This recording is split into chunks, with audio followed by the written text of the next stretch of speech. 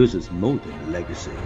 This is a source of inspiration, sharing the journey of discovery. PSN College of Engineering and Technology. ஒரு நிமிஷம் இவர் urgent Anjana இருக்காரு. ஒரு நிமிஷம். மொத்தம் எத்தனை கேள்வி நீங்க சொல்லிடலாம்? என்ன பதில வரல இருந்தாலும் நாங்க நிறைய ஷூட்டிங் பாத்துருக்கீங்க. இப்ப இருக்கிற கன்னியாகுமரி ஷூட்டிங் பத்தி உங்களுக்கு இது நிறைய ஷூட்டிங் பாத்திருப்பேன். மக்கள் வருவாங்க, இவரே ஆடியன்ஸ் கூட்டு போறாரு. அவ்வளவுதான் பிரச்சனை. ஸ்டோரி, டைலாக், டைரக்ஷன், ஆடியன்ஸ் விடுங்க. இருவர் படத்துல தமிழ்ச்செல்வன் கேரக்டர் நடிச்சீங்க. அவரோட அந்த வியக்கத்தக்க சாதனை 2 வருஷம் ஹோம்ஒர்க்ல எப்படி இருந்தது? படம் பார்த்துட்டு அவருக்கு அதான் நான் என்ன சொல்ல வரேன்னா, ஒரு படத்துக்கான ஒரு தயாரிப்புக்காக தேவைப்பட்ட ஒரு தயாரிப்பை நான் பண்ணிக்கிட்டேன். பட் அந்த கதாபாத்திரத்தை பார்க்கும்போது என் முன்னாடி இருக்கிற கதாபாத்திரம், அப்போ நான் அந்த கதாபாத்திரமும் சினிமாவை தாண்டி ஒரு அற்புதமான மனிதனை புரிஞ்சுக்க முடியுதுல்ல. அந்த மொழிக்கு சார்ந்தாதது நான், இங்க சம்பந்தம் இல்லாதவன் நான், இங்க பிறக்காத நான், என்னுடைய பால்யத்திலிருந்து பார்க்காத ஒருத்தர், கர்நாடகாவிலிருந்து ஒரு தொழிலுக்காக வர்றேன்.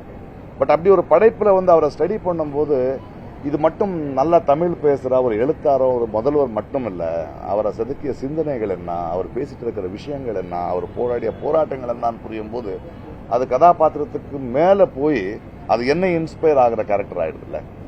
அதற்கு பிறகு நான் அவரை சந்திச்சேன். அந்த படம் நடக்கும்போது கூட ஒரு விழாவில் எனக்கு இதுக்கு அப்ப இருவரன் வச்சிருந்தேன். அதுக்கு முன்னாடி ஆனந்தன் அதுக்கு பேரு. ஸ்டேட் அவார்டு எனக்கு கல்கிக்கு வந்தது. அப்போ என்னுடைய பேரு கூப்பிடும் போது சபையில ஒரு கலகலப்பா இருந்தது, சிரிச்சிட்டு இருந்தாங்க. எனக்கு விருது வழங்கின பிறகு கலைஞர் பேசுறாரு, அது இன்னும் எனக்கு ஞாபகம் இருக்கு. இந்த சபையில் நான் விருந்து வழங்கும் போது சபையில் ஒரு கலகலப்பு, ஒரு ஆனந்தம். அதற்கு காரணம் எனக்கும் தெரியும், அவருக்கும் தெரியும், நாம் இருவருக்கும் தெரியும். அப்படி ஒரு அற்புதமான ஒரு, அதாவது அது சும்மா it is not a world play. அதுக்குள்ள ஒரு விட் இருந்தது, ஒரு விஸ்டம் இருந்தது, ஒரு சாக்காசம் இருந்தது, அதுக்குள்ள ஒரு அர்த்தம் இருந்தது. அது சும்மா பிறந்தது இல்ல. அப்படி ஒரு மனிதன் கடைசி வரைக்கும் எழுதிட்டு இருப்பாருங்கிறதும் படிச்சுட்டு இருப்பாருங்கிறதும், அந்த ஒரு பத்திரிகை அந்த டிசிப்ளின் ஒன்று இருக்குல்ல, மார்னிங் எழுந்திருக்கிற டிசிப்ளின் இருக்கட்டும், மக்களோட கண்டினியூஸா நான் பேசிக்கிட்டே இருப்பேங்கிறது இருக்கு இல்லையா. கோபாலபுரம் எல்லாம் நம்ம நினைச்சா முடிஞ்ச அளவுக்கு போயிட முடியும், எங்களால நடந்து போயிட முடியும். அப்படி ஒரு லீடர் நம்ம பார்க்க முடியாது. தற்போதைய காலகட்டத்துக்கு இந்த மாதிரி கலைஞர் எத்தனை தேவைப்படும்? அவர் ஒருத்தரே போதுமே தமிழ்நாடு ப்ரூவ் பண்ணத. இது ஒரு விதை இல்ல. இதை பாருங்க, எப்பவுமே ஒரு மனிதனோட உயரம் இருக்குல்ல, அந்த மனிதன் உயர்ந்த உயரத்தை இல்ல நம்ம பார்க்க வேண்டியது, அவரால் எத்தனை பேர் உயர்த்தப்பட்டாருங்கிறது தான் நம்ம பார்க்கணும். அந்த கணக்குல தான் நாம கலைஞரை பார்க்க முடியும். அவர் உயர்ந்த உயரத்தை விட அவர் உயர்த்த தமிழ்நாடு இருக்கு இல்லையா, ஒரு சிந்தனை இருக்கு இல்லையா, ஒரு நம்பிக்கை இருக்கு இல்லையா, ஒரு கண்ணீரை தொடச்ச கை இருக்கு இல்லையா, அதுதான் ரொம்ப அழகு. அதனாலதான் கலைஞர் பேசப்படுறாருன்ற நான். கலைஞரோட கொள்கை பிடிப்போட முதலமைச்சர் செயல்படுறாரு அப்படின்னு நீங்க சொல்லியிருந்தீங்க. கலைஞரோட அரசியல் வாரிசு அல்லது கலைஞரோட மொத்த இலக்கிய வாரிசா யாரை நீங்க நினைக்கிறீங்க? முதலமைச்சர் செயல்படுறது அது பெரிய ஒரு வாழ்க்கையை வாழ வேண்டியதா இருக்கு. அட்லீஸ்ட் பாருங்க, கலைஞரோட பவர் எப்படி இருக்குன்னா, அவருடைய அதை கண்டினியூ பண்ணலாம் யாரும் இருக்கவே முடியாது தமிழ்நாட்டில். ஏன்னா அதோடைய பழக்கம் வந்துடுச்சு, நமக்கு தெரிஞ்சிடுச்சு, அதோட அழகோ அதோட அருமையோ தெரிஞ்சிடுச்சு. அதுதான் முன்னேறிட்டு இருக்கு. இதற்கு பிறகு இவங்க எத்தனை நாள் இதை தொடர்ந்து அவருடைய ஒரு கன்சிஸ்டன்சி இருந்தது இல்லையா, அது இனிமேதான் பிறக்கணும். அது உடனே அதுக்காக வாரிசு, அவரோட எழுத்துக்கான வாரிசுன்னு நம்ம தேடிட முடியாது. ஏன்னா அவர் கடந்து வந்த அனுபவம் வேற, அவர் பார்த்த தொடுவானங்கள் வேற. அத்தனை தொடுவானங்கள் ஒரு மனிதனுக்குள்ள சேர்றதுக்கு இத்தனை வருடங்கள் வேணும், எத்தனை பயணம் வேணும். அது நடக்கட்டுமே, அர்ஜென்ட் எதுக்கு நமக்கு இல்லையா? ஒருத்தரா கேட்கணும்.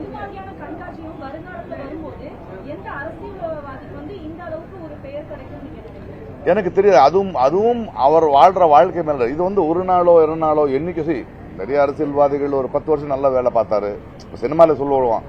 அவர் நல்லா நடிச்சிட்டு இருந்தார், என்ன ஆச்சுன்னா நல்ல நடிக்க அசிங்கமான நடிகர் ஆயிட்டுன்னு சொல்லுவோம். ஒரு மனிதன் அழகாகணும் இல்லையா, அந்த பேலன்ஸ் ஷீட் பார்ப்போம். ஸோ அது இப்பேற்பட்ட அசுர வளர்ச்சி அடுத்தது அவருக்கு எத்தனை தலைமுறை வேணும்னு தெரியாது. அப்ப இருந்த விஷயங்கள் தான் இப்ப இருந்தது.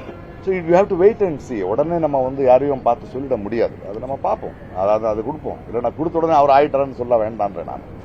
அது மாற்றம் ஒன்றே மாறாதது மாதிரியோ, ஒரு நதியோட ஜெர்னி மாதிரியும் தான். அது இன்னும் பல ஆகணும், இன்னும் பரிணாமங்கள் ஆகும்.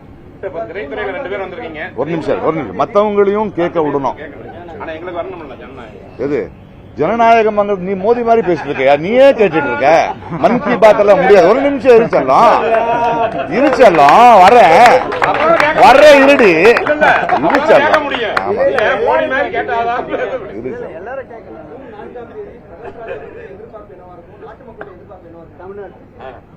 தமிழ்நாட்டுல தான் அமிச்சாச்சேப்பா, எல்லாம் வாழ ஆடாது.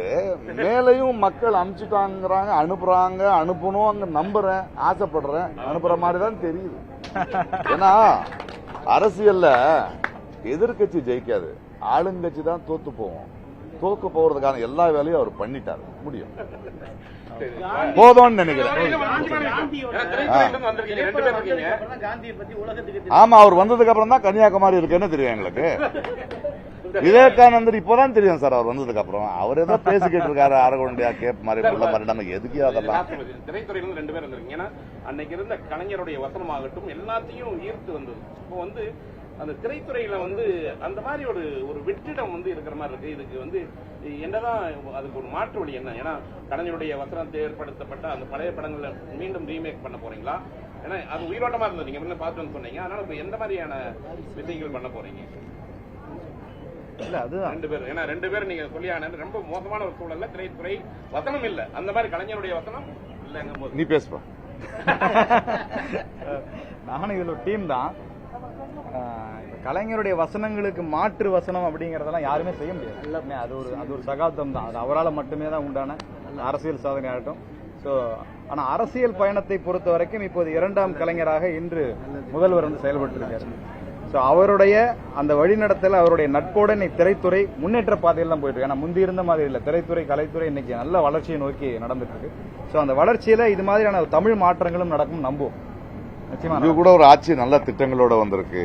ஸ்டாலின் சார் இருக்கட்டும், நிறைய விஷயங்கள் பண்ணிக்கிட்டு இருக்காரு. இது ரொம்ப வளர்ச்சி தெரியுது. அண்ட் அந்த துணிச்சலும் இருக்கு, யாரையும் எதிர்க்கிற பேசுற துணிச்சல் இருக்குல்ல, அதுதானே அது தமிழ்நாட்டோட குரல், அதுதான் நம்ம தமிழோட பண்பு, அடையாளம். அந்த அடையாளத்தை பிடிச்சி நிக்கிறாரு இல்லையா, அதை உண்மையாவே பாராட்டக்கூடிய ஒரு விஷயம். அது என்ன ஆகுதுன்னா, ஒரு முதல்வரே அப்படி நிற்கும் போது தான் ஒரு மக்களுக்கு ஒரு நம்பிக்கை வருது இல்லையா. நம்ம வீட்டுல தூங்கலாம், நம்ம பேசிட்டு இருக்கலாம், ஒருத்தர் இருக்காரு நமக்கு போராடுறது. அந்த விஷயத்துல நான் ஸ்டாலின் சாரையும் அண்ட் இந்த ஆட்சியும் ரொம்ப பாராட்டுறேன்.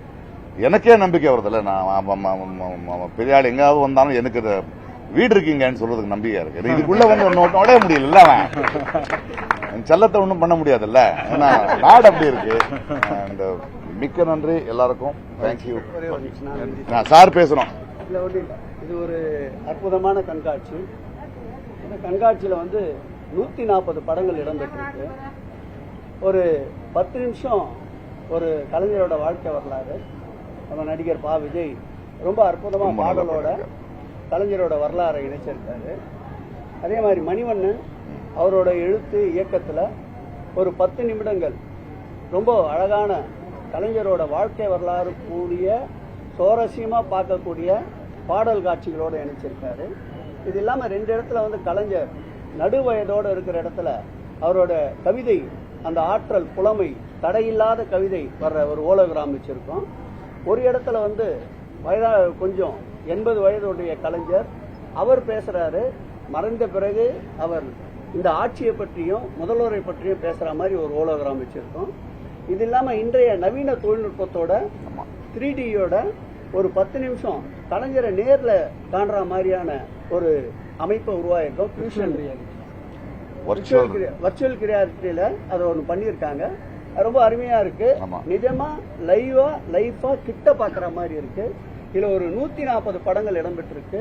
இந்த வடிவமைப்புக்கு முழுவதுமாக ஒத்துழைப்பு தந்த அரசு ஆர்ட்ஸ் கோபி அவர்களுக்கும், அதே போல் அருமை நண்பர் நடிகர் பா. விஜய் அவர்களுக்கும், அதே போல் டியூஷன் அவர்களுக்கும், அதே போல் நம்முடைய மணிவண்ணன் அவர்களுக்கும், அதே போல் இந்த நிகழ்ச்சிக்கு நீங்கள் தான் சிறப்பு விருந்தினராக வர வேண்டும். இப்பொழுது மோடியை எதிர்த்து பேசுவதில் முன்னணியிலே இருக்கின்ற ஒருவர், அதுவும் திரைப்பட புகழ், செல்லமே நடிகர் புகழ் அருமை அண்ணன் பிரகாஷ்ராஜ் அவர்கள் வர வேண்டும் என்று விரும்பி அழைத்தவுடன் உடனடியாக வருகிறேன் என்று ஒப்புதல் கொண்டதற்கும், இந்த நிகழ்ச்சிகளை எல்லாம் கட்டமைப்பதற்கு எங்களுக்கு அனுமதி அளித்த எங்கள் உயிரினும் மேலான அன்பு தலைவர் தளபதி மு.க. ஸ்டாலின் அவர்களுக்கும் இந்த நேரத்தில் நன்றி. பத்திரிகையாளர்களை அதிக வெப்பத்தில் உட்கார வைத்து விட்டோம். உடனடியாக இங்கே குளிர்சாதன பெட்டிகள் பொருத்தப்பட்டு தொடர்ந்து இந்த நிகழ்வு 7ஆம் தேதி வரையில் நடைபெற இருக்கின்றது. பல திரைப்பட நடிகர்கள், அரசியல் பிரமுகர்கள் வர இருக்கின்றார்கள்.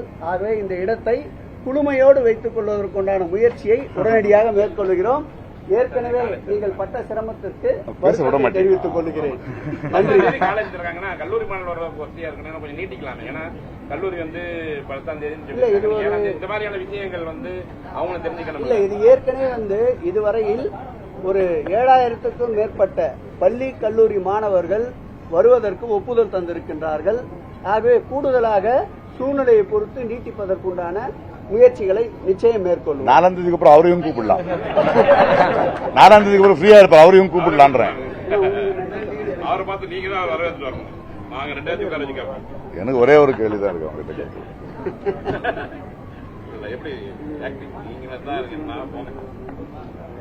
இது புகழ்றாரா திட்டுறாரா மாட்டேங்கிற. ஷூட்டிங்னா அது ஷூட்டிங் போலாம். ரொம்ப தேங்க்யூ. நன்றி நன்றி. This is more than legacy. This is a source of inspiration, sharing the journey of discovery. PSN College of Engineering and Technology.